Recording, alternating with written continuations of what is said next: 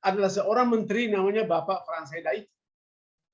Pada sebuah hari Minggu, suatu hari Minggu, beliau kepingin jalan-jalan dengan perahu. Lalu ditunjuklah bahwa saya mau ke selatan itu. Beliau menginap di Hotel Bali Beach, dan beliau tahu bahwa Bali Beach itu tinggi, dari sana mungkin bisa melihat pantai di selatan itu. Lalu ke sanalah beliau. Dan singkat cerita, beliau menemukan pantai yang begitu indah. Ya. Lalu kepada petani, beliau bertanya, pantai apa namanya? Namanya Pantai Nusa Dua, Pak. Karena di situ ada 2 pulau kecil. Ya. Nusa, ada 2 Nusa. Nah, sejak itulah beliau kembali ke Jakarta dan mengundang Bank Dunia untuk melakukan studi bagaimana membangun Nusa Dua sebagai sentra pariwisata di Bali. Yang terkenal kemarin yang G20, ide awal daripada seorang Bapak Frans Heda. Maka Bank Dunia menugaskan Seato dari Prancis, Pak, untuk melakukan studi menyeluruh dengan menghasilkan 7 buku, Pak, hasil studi itu.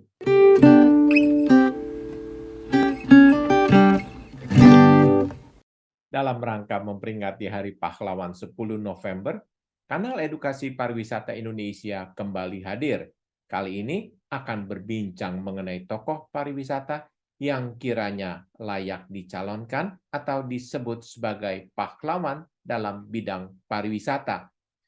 Telah hadir kembali bersama kami Ketua Umum IINTOA, Bapak Paul Edmundus Talo. Sebagai pelaku pariwisata senior, beliau tentunya mengenal berbagai tokoh yang telah berkiprah sejak awal industri pariwisata Indonesia berkembang. Selamat pagi, Pak Paul. Senang sekali dalam kesibukan Pak Paul dapat hadir bersama kami untuk berbincang mengenai pariwisata. Untuk bulan November ini, kita berbincang mengenai pahlawan pariwisata. Sebelum kita berbicara mengenai tokoh pariwisata yang layak disebut sebagai pahlawan pariwisata, untuk tidak terjadi salah persepsi, mari kita bincangkan kriteria sederhana mengenai pahlawan pariwisata. Terima kasih Pak Yongki, selamat pagi. Saya senang sekali diajak untuk berbicara tentang pariwisata dan pahlawan. Mereka yang memiliki dedikasi, mereka yang memiliki pengetahuan, yang pada saat zamannya itu, pada zamannya mereka berbicara dan membangun pariwisata Indonesia. Kita sebut yang pertama adalah mereka yang memiliki pengetahuan tentang produk pariwisata, tentang destinasi pariwisata, tentang hal-hal yang berhubungan dengan kepariwisataan, seperti hotel, travel bureau, atraksi. Pada zaman itu, orang lain atau bangsa ini belum berpikir tentang pariwisata, mereka lebih dulu.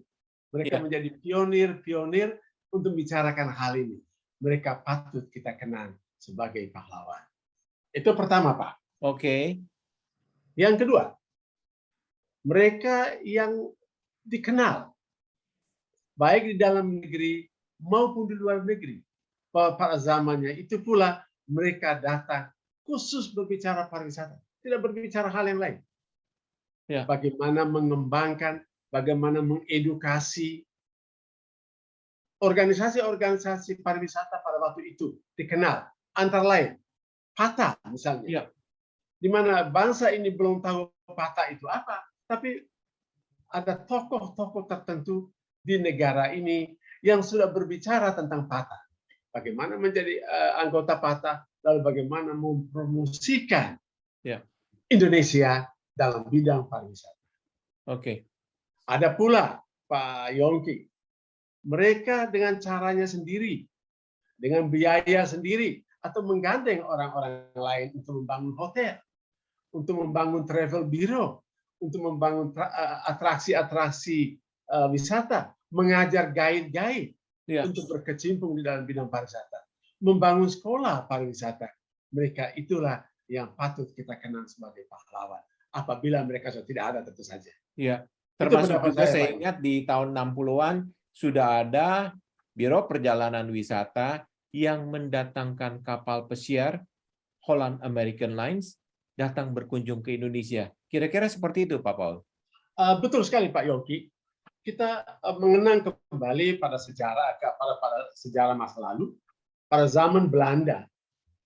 Itu sejak 1910, lalu berkembang menjadi resmi pada tahun 1928. Itu travel bureau yang dibangun oleh Belanda di Batavia. Adalah travel bureau gabungan dari Lisione dan Lindeman, yang kemudian dibeli oleh Belanda, Lisionenya, dan dibeli diganti nama menjadi Nitur. Nitur itulah hidup dari zaman Belanda sampai Indonesia merdeka, dan pada tahun 60-an Pak Yongki katakan, beliaulah yang mendatangkan kapal-kapal pesiar dari luar negeri ke negara tercinta ini. Mulai dari Nias, Pak. Mulai dari Nias, mulai berhenti di Sibolga, terus ke timur, berhenti di Jakarta, lalu ke Semarang, terus lagi ke timur, dia berhenti di Surabaya, langsung masuk ke Bali, dan seterusnya makin ke timur, Pak. Ya, oke. Gitu, Pak Yongki. Saya dengar juga termasuk Nitur adalah perusahaan pertama yang mengencourage sekolah pariwisata sehingga banyak orang Indonesia yang bisa bekerja di kapal pesiar. Itu betul, Pak. Nitur awalnya itu menjadi perusahaan negara, Pak. Ya. Diambil over dari Belanda, lalu menjadi perusahaan negara, lalu kemudian menjadi privat kembali, perusahaan privat. Itu di bawah pimpinan Yang Mulia Sri Hamengkubuwono ke-9. Lalu kemudian menempatkan di situ adalah direktur beliau sampai beliau wafat, namanya Bapak Sri Budoyo. Ya.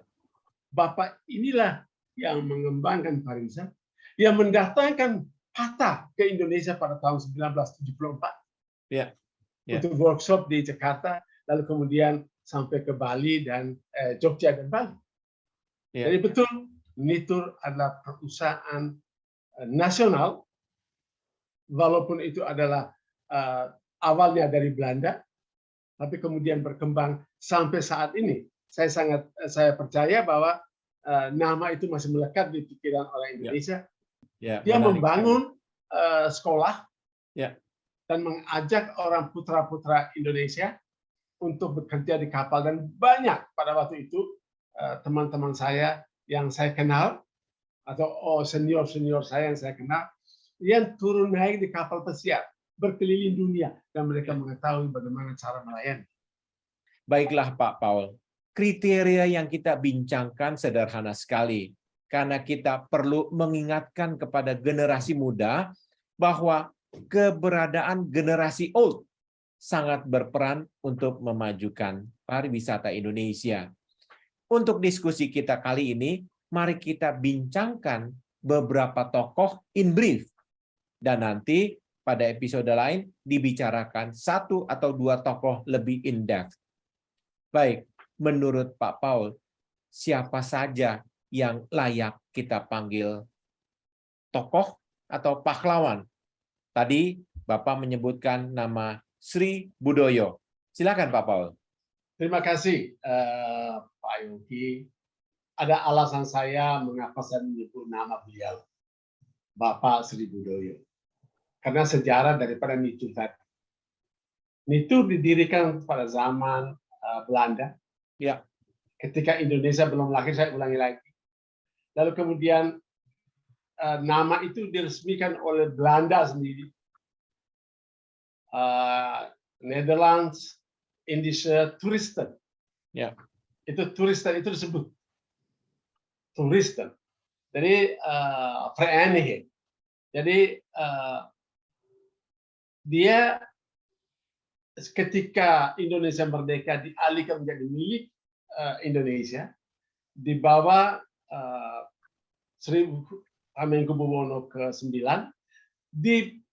dipercayakan kepada Bapak Sri Budoyo sebagai direktur utamanya yang mengelola Nitur sejak 1945 dan seterusnya 1960 dan seterusnya sampai pada kemudian terlahir di Indonesia yang kita sebut Asita.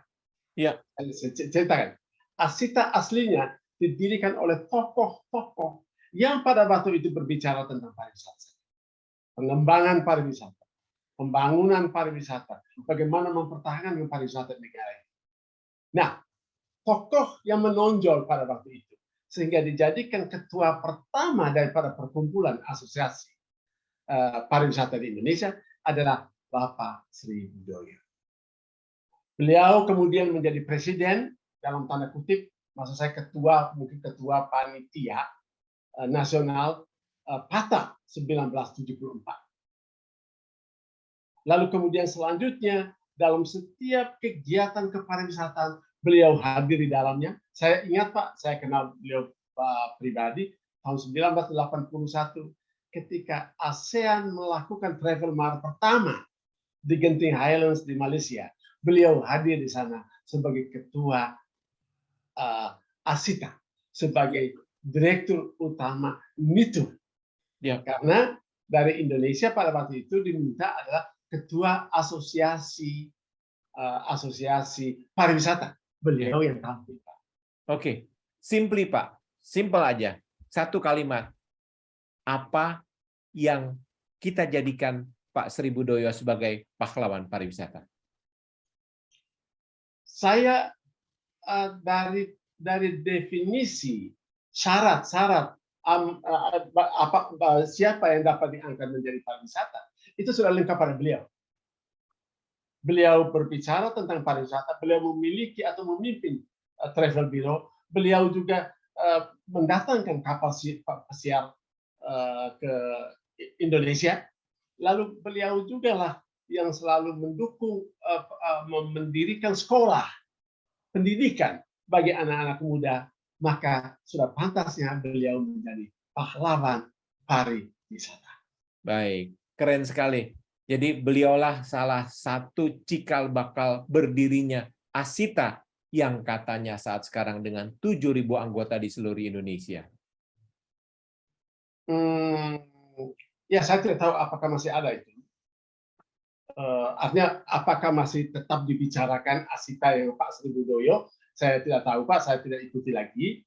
Tetapi bahwa Asita awalnya itu didirikan antara lain oleh Bapak Sri Budoyo. Nama-nama yang lain pun saya masih hafal, karena saya sebagian besar daripada mereka saya kenal pada waktu saya masih bekerja di Jakarta, di travel bureau, di sebuah travel bureau. Yang salah satu pendirinya, ya, travel bureau itu adalah pengurus Asita yang pertama itu. Oke, ya, siap.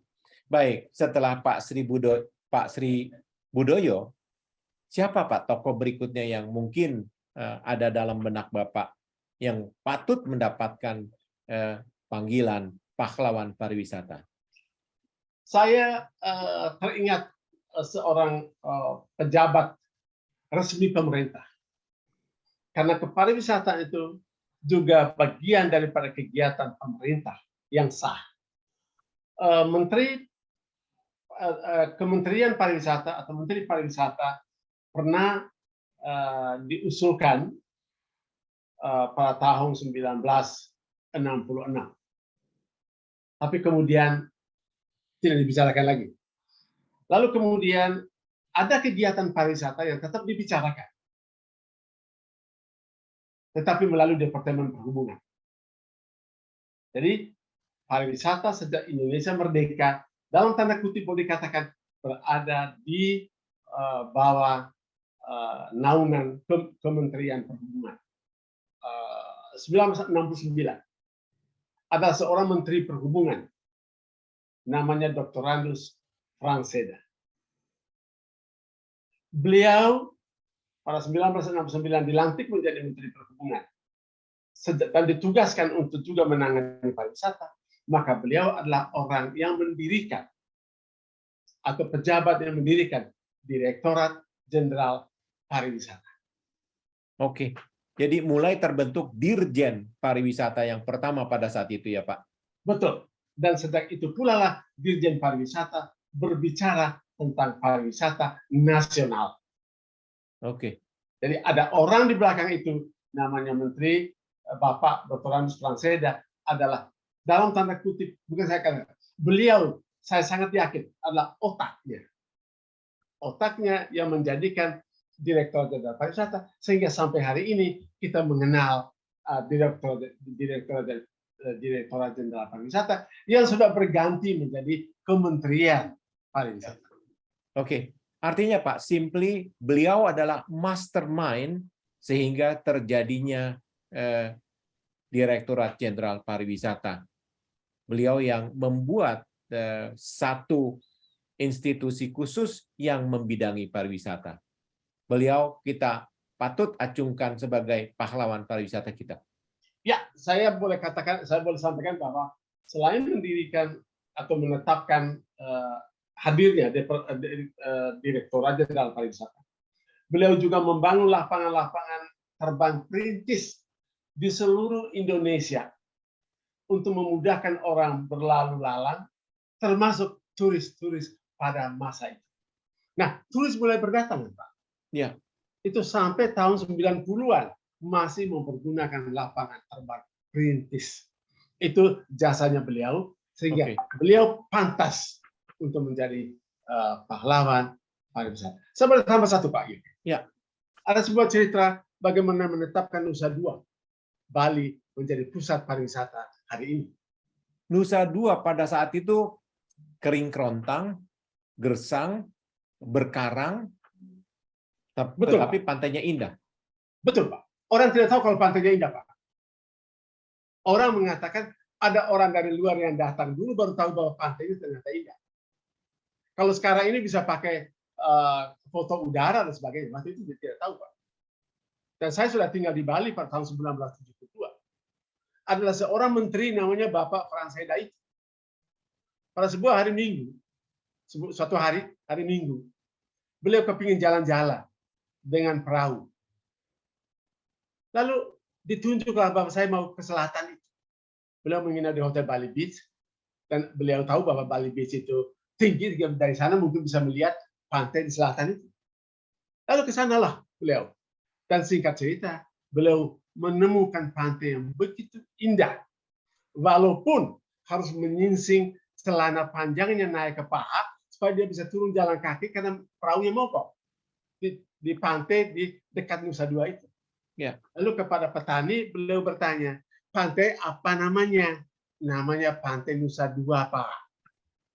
Karena di situ ada 2 pulau kecil. Ya.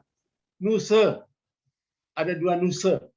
Nah, sejak itulah beliau kembali ke Jakarta dan mengundang Bank Dunia untuk melakukan studi bagaimana membangun Nusa Dua sebagai sentra pariwisata di Bali. Yang terkenal kemarin yang G20 itu adalah karya daripada ide awal daripada seorang Bapak Pranseda. Maka Bank Dunia menugaskan Seato dari Prancis, Pak, untuk melakukan studi menyeluruh dengan menghasilkan 7 buku, Pak, hasil studi itu. Itu ceritanya hari ini. Sampai G20 yang begitu megah diselenggarakan di Indonesia, di Pulau Bali, di Nusa Dua. Betul, Pak Yongki. Betul. Menarik sekali, Pak Paul. Berikutnya ada nama Dirjen Pariwisata yang dikenal sebagai Andreas Prayogo. Beliau memiliki nama MJ Prayogo. Silakan, Pak Paul. Terima kasih, Pak Yongki. Itu betul, Pak. Jadi setelah saya bercerita tadi bagaimana Direktorat Jenderal Pariwisata dibentuk, pada zaman beliau 1969 diangkat menjadi Menteri Perhubungan, Bapak Dr. Anies Pranseda. Beliau menunjuk seorang Direktur Jenderal yang menangani pariwisata khusus. Adalah orang yang bernama Andreas Prayogo. Beliaulah yang mulai memikirkan detail pembangunan pariwisata oleh pemerintah dengan seksi-seksinya, destinasi, lalu akomodasi, kemudian legal perusahaan-perusahaan, kemudian pemasaran, dan sebagainya yang kemudian disempurnakan perlahan-lahan. Orang yang menyusun itu adalah Prayogo tadi. Maka menurut saya, Pak, orang yang mendedikasikan dirinya untuk membangun pariwisata dari sudut pemerintah, ya pantas kita ingat, pantas kita jadikan pahlawan pariwisata. Beliau tidak menangani hal-hal yang lain. Itu Pak pendapat saya. Oke, jadi Pak Andreas Prayogo ini adalah orang yang menata tata atur pariwisata Indonesia. Betul sekali.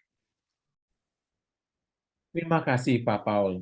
Baru saja kita berbincang mengenai kriteria tokoh yang layak dicalonkan atau disebut pahlawan pariwisata Indonesia. Juga kita sudah menyebut 2 tokoh. Di negeri kita tercinta ini masih banyak tokoh yang layak disebut sebagai pahlawan pariwisata.